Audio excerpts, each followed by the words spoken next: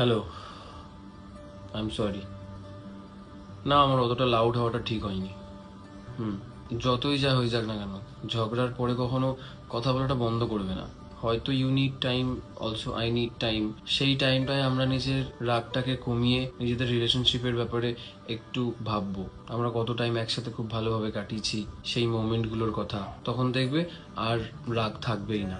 আর সব থেকে বড় ব্যাপার, যখন আমাদের মধ্যে ঝামেলা হয়, তারপরে যখন তুমি আমার সাথে কথা বলো না, আমার খুব খারাপ লাগে। আমি সেটা ওয়ার্ডে এক্সপ্রেস করতে পারবো না, বাট আমার খুব খারাপ লাগে। আমি জানি না, আমার আমার জাস্ট ভাল লাগে না। আমি কখনো তোমার সাথে ওই রকম সিচুয়েশনে পড়তে চাই না। হয়তো কোথাও না কোথাও একটু আমার বোকামির জন্যই তোমার রাগটা হয়, বাট যতই রাগ হোক না কেন, আমার সাথে কথা বলা বন্ধ করো না। জানো তো আমি এই সমস্ত জিনিসে একটু কাঁচা। তুমি একটু ওই দিকটা সামলে নাও, আর আমি তোমার রাগটা সামলে নেবো। এবার একটু হাসো। সরি। তাহলে কালকে আমরা দেখা করছি তো, নাকি এই রাগের জন্য আবার কালকেও দেখা করতে পারবো না? আচ্ছা, আই লাভ ইউ বলো। I love you more. Tata, কালকে দেখা হবে।